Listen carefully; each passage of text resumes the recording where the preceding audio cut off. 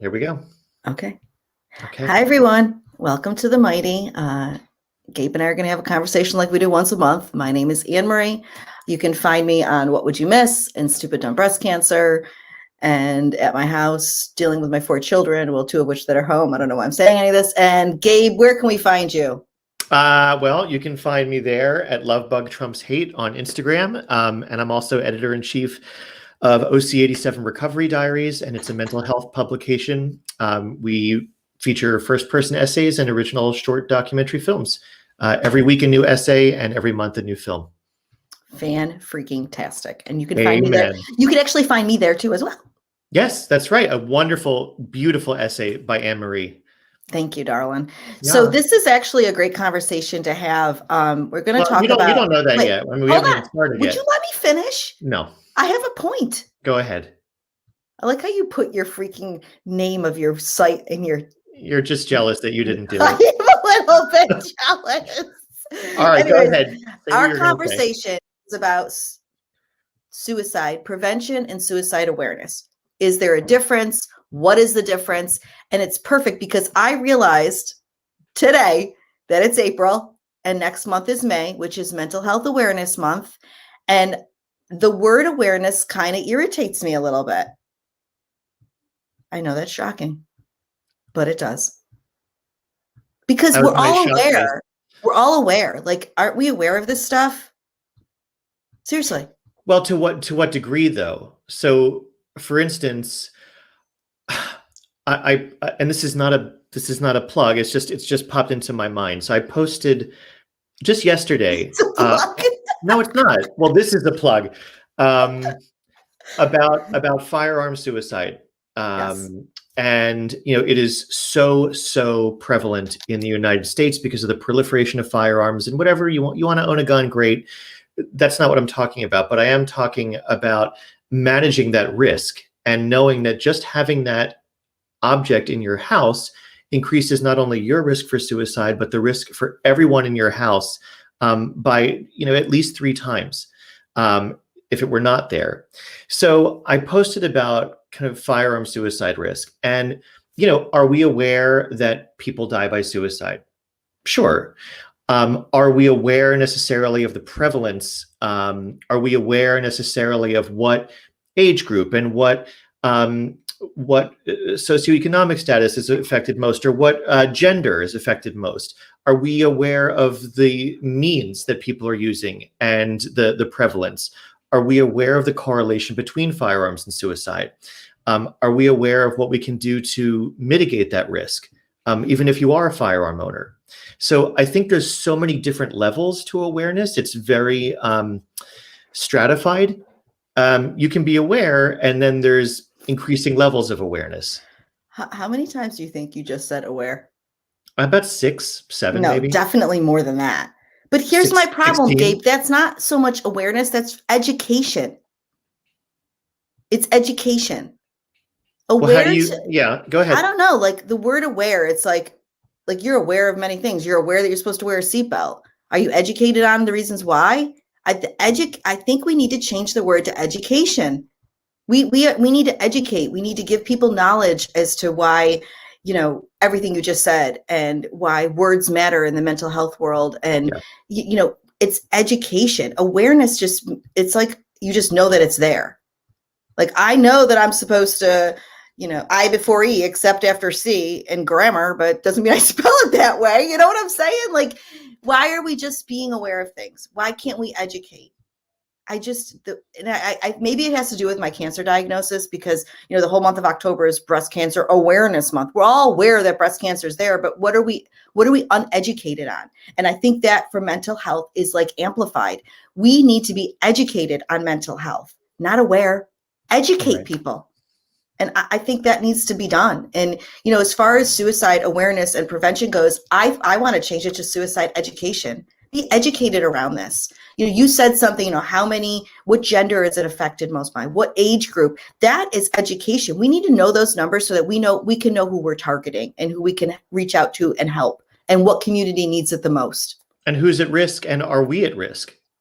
Yes. I think that's the other thing too, is when you are aware and when you are educated, you can be more understanding of the fact that you could be at risk too. Because I think there's this idea that we have in our heads of, well, it's them and not me.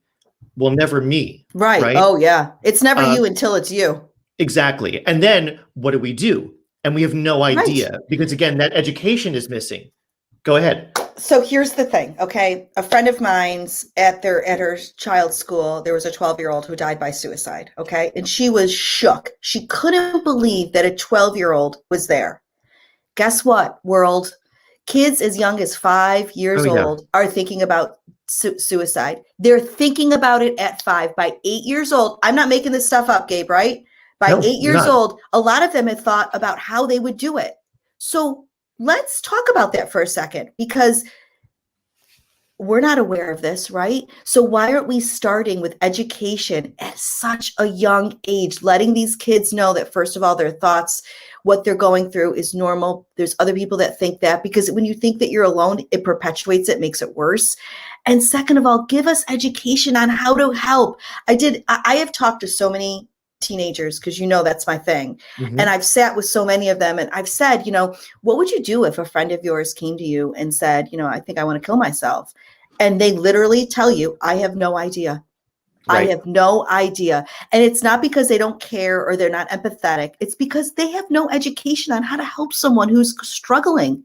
I mean, our awareness is bullshit to me. We need education, well, we need to start young. Yes. Well, and it's the awareness thing is, it's a cause ribbon. It's a walk. It's a fucking t-shirt. It's nothing with teeth.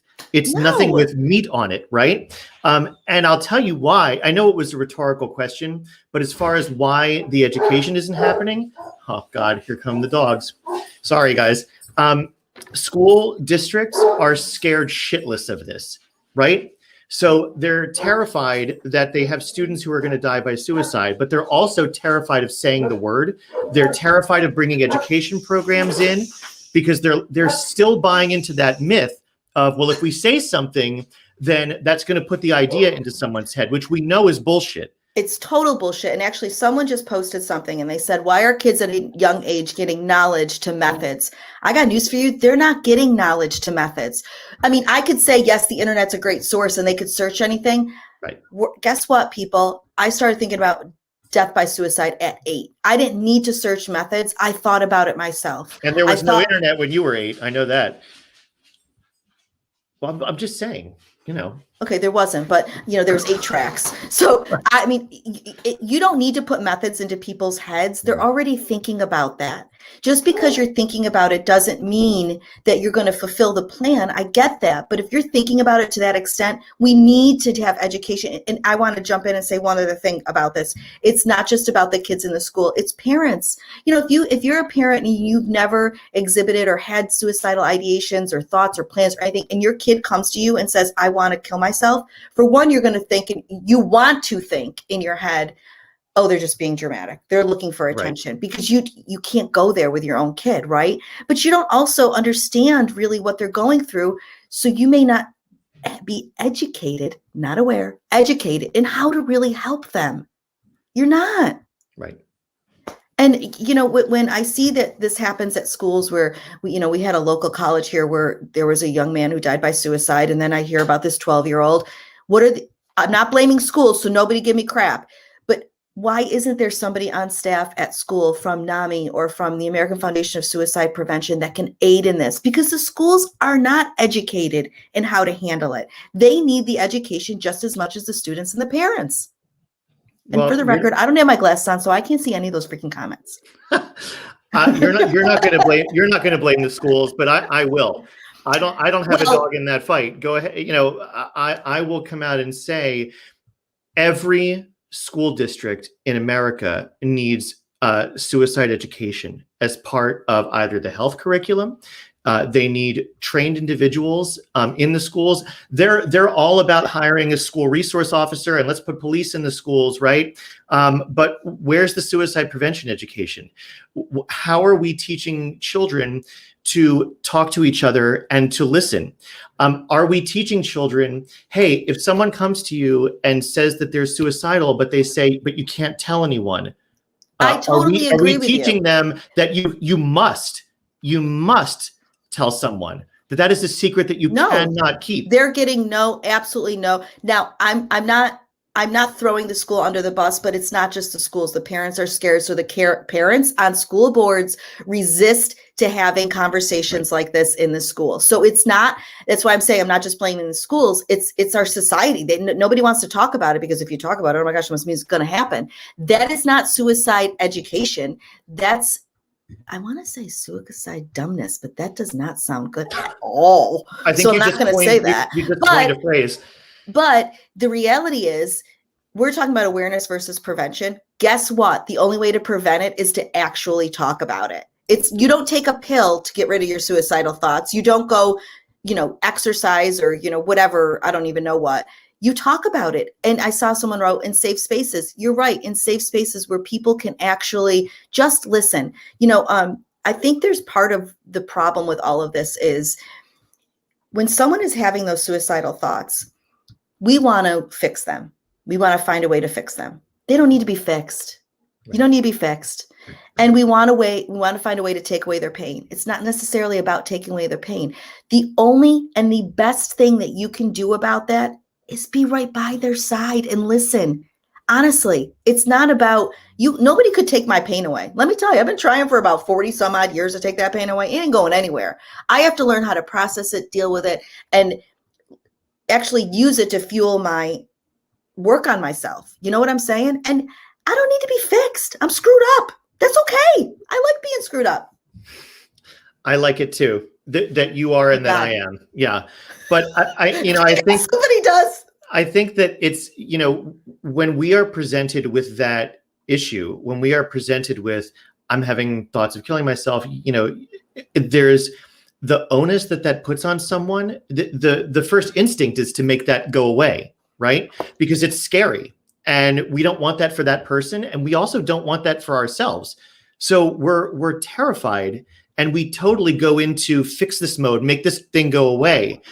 Right. We really have to, as Dave Nahr said, we've got to normalize those discussions and also normalize the fact that you can't fix it. And that your job is to just be there for that person. Just sit there with them and say, because I was trying to read it. To say, I don't know what to say, but I'm here. I'm here with you and I will be here with you and I want to get help with you. I will be honest with you, saying to someone that I don't know what to say, but I'm here is a great sentence. Because you are acknowledging that you hear them, but you're also still going to stay right there with them while they're scared and they feel alone. I mean, and 100%, like I said, I was trying to read that comment, but normalizing it, it's so odd what Americans and society will do and talk about, we'll talk about our kids playing all these Grand Theft Auto and Call of Duty and all this stuff. But when we want to talk about our kids' mental health, everyone's like, oh, geez, you talk about that. I'm not sure I want to talk about that. You know what I mean? I'm not sure. It's bizarre to me. It's truly, truly bizarre. Do you think it's shame? Do you think we as parents, if we acknowledge that our kids are fucked up, I mean, that's a reflection on us. You said the F word twice. I haven't even said it ever on here. You see, you're on me about, I said awareness 7 or 8 times. I said fuck twice. Yes, okay, three times now. I think for parents, there is some shame. I think that parents feel like they did something wrong. Their parent, because it's not like your kid got sick, and you're like, oh, well, they got, chlamydia. No, I said chlamydia, but no, this just went somewhere different. Okay. I'm just saying, it's not like they got an illness that you're like, oh, well, we know why they got it. When they have a mental illness, you feel like it's your fault. I mean, I 100% feel like that with my kids. Like I did it to them somehow, I didn't, I did. It's some of it's hereditary. I get it, but I don't blame myself for this. I blame myself for not being an advocate for my child. That's the part that bothers me, is that there's been times at school when things have been said in the beginning, when my kids were first, diagnosed with different things, I kept my mouth shut and didn't really say much. And then it took one incident and I lost it. I wrote an email to the school, I was on it, and I've been like that ever since. And I think more parents need to actually do that. It's funny because if your kid, doesn't get picked for the team or something, or, they miss the deadline for registration for music class or whatever it is, parents are right in there, right? You're ready to storm the door. My kid deserves this. They deserve this. Yeah. However, if your kid needs a hot pass because they need to calm down before they take a test, or, whatever those little things are that really help a child has some, mental health issues, it's so hard to say no. Like, we need to be advocating for those just as hardcore as this. Yeah, I couldn't agree more. And again, this goes back to education, Gabe. this isn't awareness. This is education. Well, so let's talk about education for a second. No, Gina, Gino. I'm so glad you can read those. Michelin.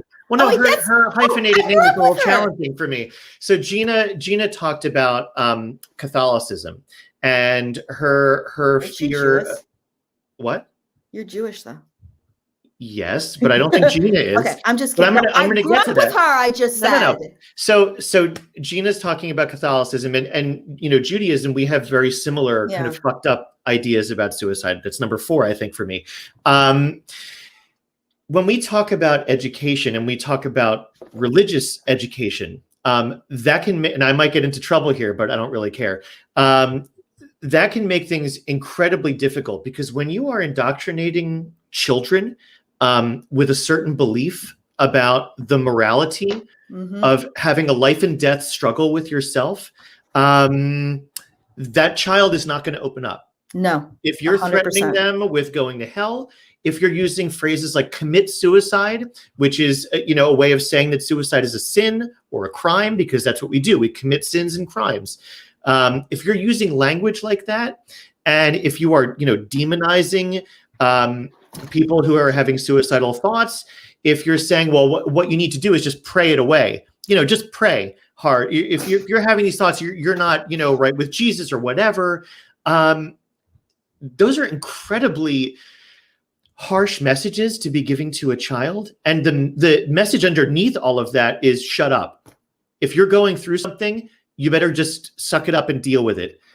Because it's anathema to the idea of getting help and getting healthy.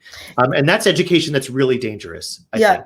And so for Gina, it pushed her in the opposite direction and made her not want to fulfill the steps. For others, it makes them push them into that direction because of everything you just said. On so many different levels, and telling your child and you are telling, you're stifling them. We can't pray this away. I can't take a pill and make it just go away. That just doesn't happen. I need to find a resource and help to get through it. And I can't do that if I keep my mouth shut.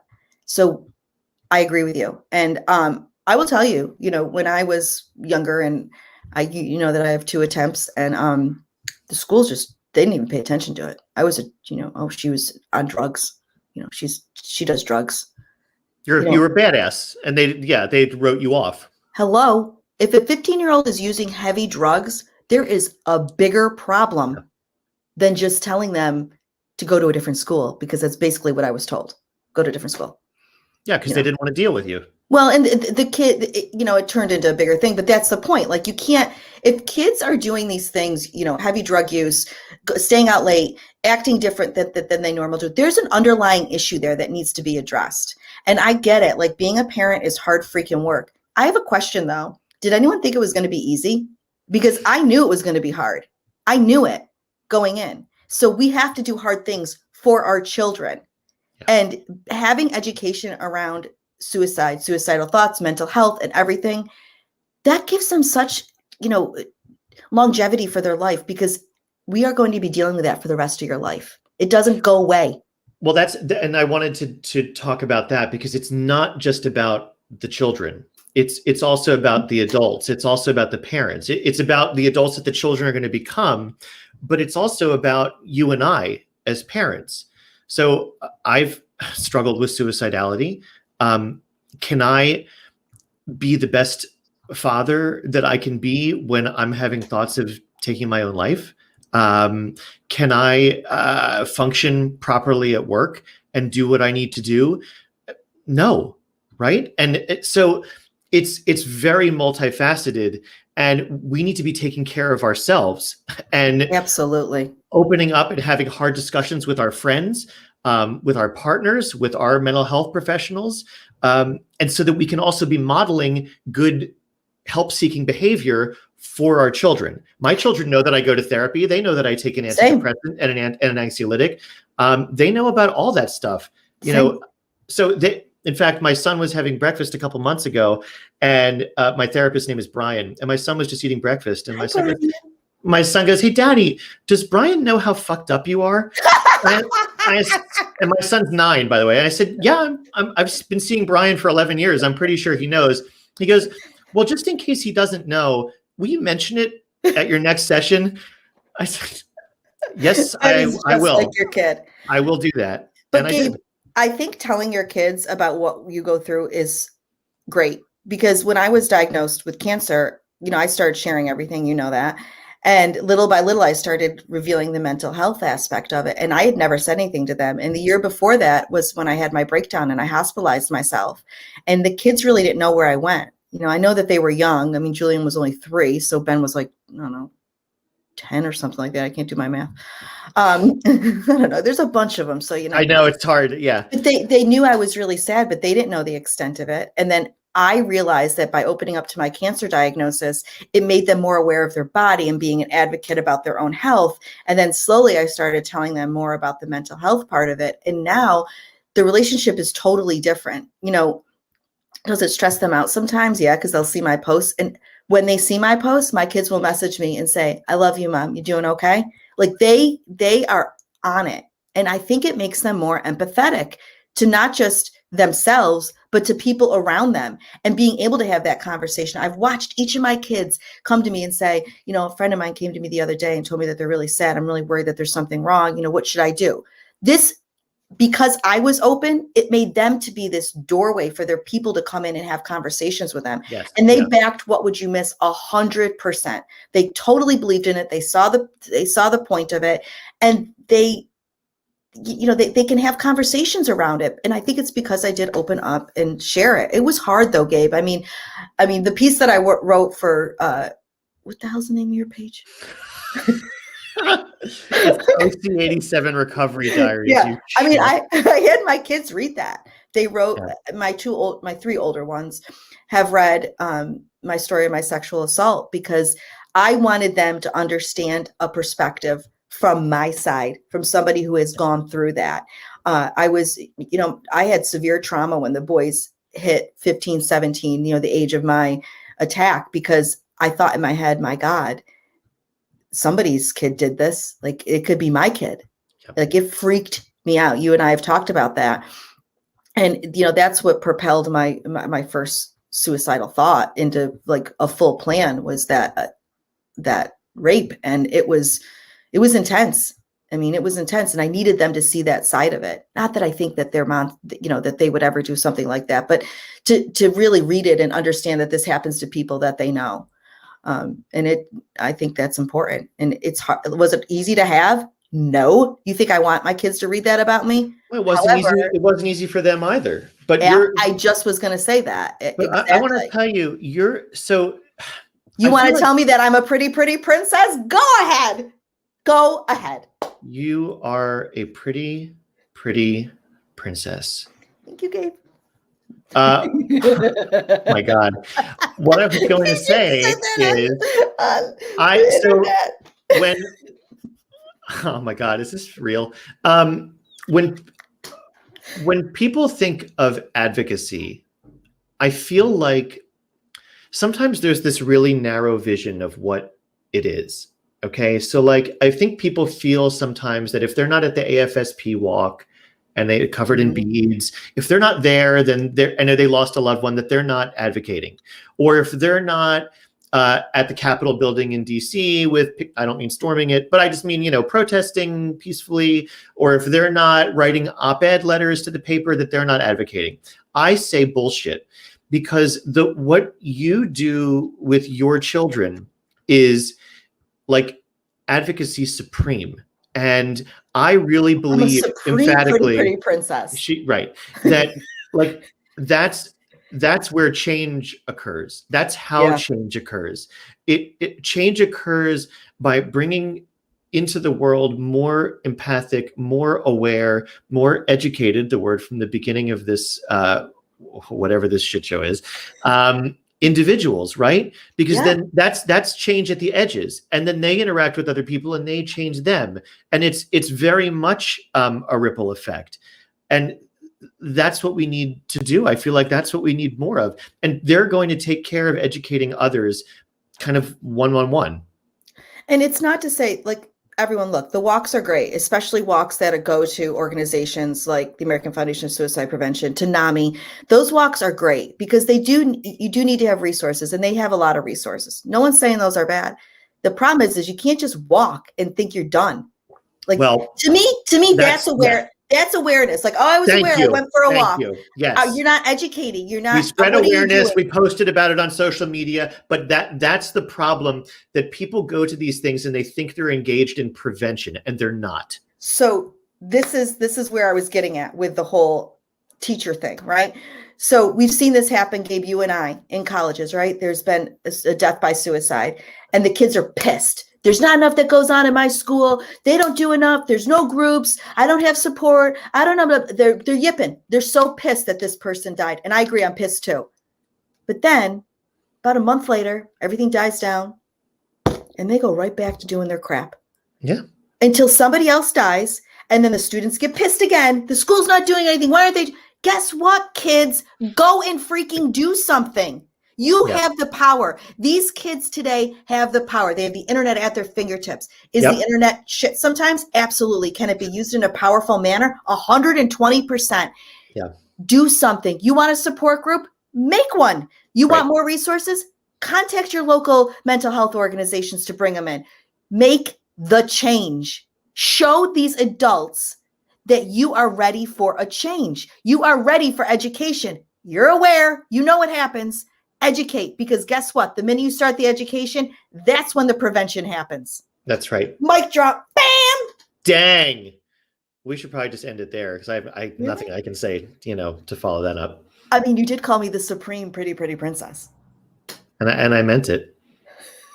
I really wanted to get up and go get my tiara while you were talking, but I didn't. I resisted. I've got my tiara.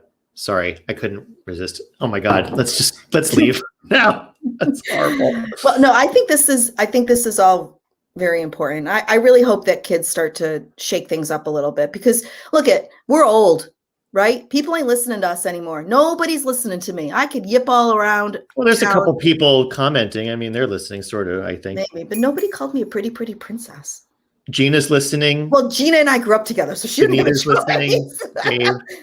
But it's these kids that can really, really make a difference. Stop being pissed after your friend dies. Stop. Do it now. Don't accept the statistics. So don't. This is what it is. It's the second leading cause of death for that's what it is now. But it's not written in stone that that's what it has to be moving forward. It is unacceptable. It is absolutely unacceptable that we are losing so many people to suicide in every age bracket. So every age bracket bears responsibility for who they are and who they're losing, right? Everybody needs to get pissed. Yes. Everyone. Yes. And, talk about normalizing it. Being able to talk about suicide and people who have died by suicide is part of it. That is part of the education. When I talk about friends that I've lost to suicide, I do not have to say that part of it. I can talk about the person they were, what they were struggling with, what they went through. And you and I have been there. I've been there a little, maybe deeper than you have, since you know how I get. I don't mean deeper, but you know what I mean. I don't want to die. Like, I don't want to. I want to stop feeling pain. Like, that's what I want to stop. And this is part of your education for people. You're aware that people die by suicide, correct? Everyone's aware, right? Everyone hit the like button if you're aware that people die by suicide. But do you know why? Do you know why? They die because they don't want the pain to continue and they can't see a way out. And I've said this before, and I think it's a great analogy. Depression is an illness. And when you get to that suicidal thought process where you have a plan that you're going to put into motion, you are in the end stage of your illness. Okay? Just like cancer has stage 4 and it's terminal, if you don't get that person while they're in that plan, the ultimate result is them to die by suicide. That's education for you. So let's get them before that. Let's get them. I mean, so I saw someone in the comments say that they think everyone has had a thought of dying. And I totally agree with that, 100%. Sure. The difference is that it's fleeting moments for a lot of people. It goes into their head and comes right out. Gabe and I have had this conversation multiple times. I could wake up every day and be like, I could die today. You know, car crashes, oh well. You know, I've had, and it's to the point where I, you know, want to keep finding a way to make that end. And the pain can end. It's the work we have to put into it. And it's a lot of work, y'all. I mean, it ain't easy. Yeah. It ain't easy being a pretty princess in pain. Oh my God.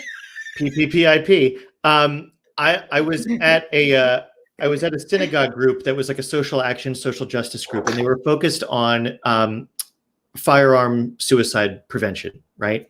And I was talking about this work that's being done at the state level in Pennsylvania related to firearm suicide prevention and all this stuff. And this elderly woman stood up and got her handbag and she said, I don't want to be a part of this because I don't think it's right to prevent people from killing themselves. That's what they want to do.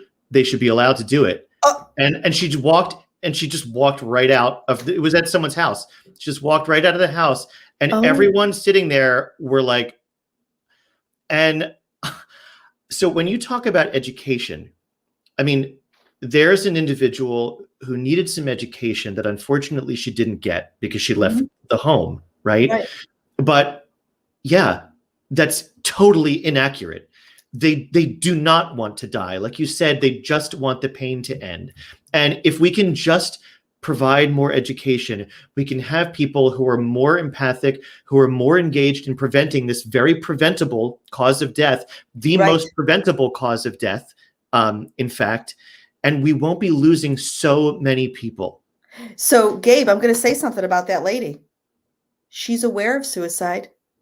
Right. She ain't educated. No, she's not. Bam!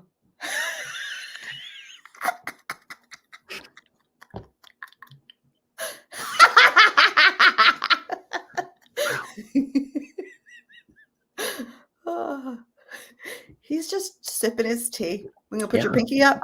What else can I do? Well, I'm gonna say something. Like your statement just now totally proved my point. She is aware of suicide. She is not educated. Therefore, she cannot prevent suicide. Not only is she aware of suicide, as she pointed out before she left, she's a loss survivor. Her sister took her own life. Oh, my figura. And so, yeah.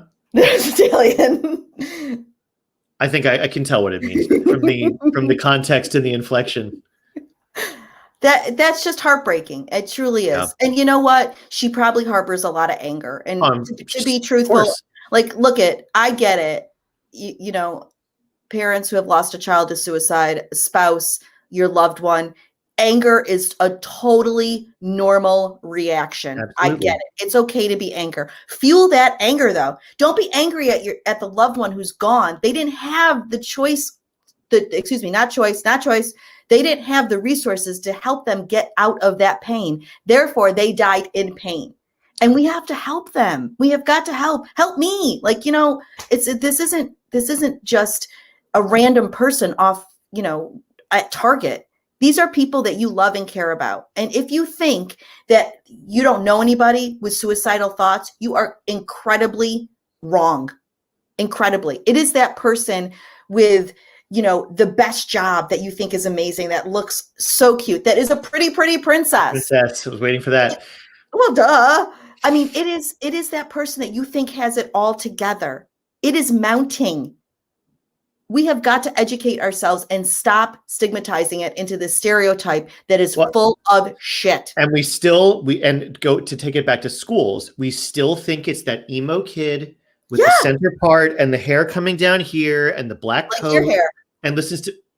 Okay, it's not a center, but it's kind of off center. What are you doing with that? And I'm not emo. I haven't had a haircut in like 3 months, buddy. I mean, give me a break. You're going with the middle part. That's metal. That's like some middle-aged thing right now. Anyways, go ahead. Yes, no, you're right. Keep talking.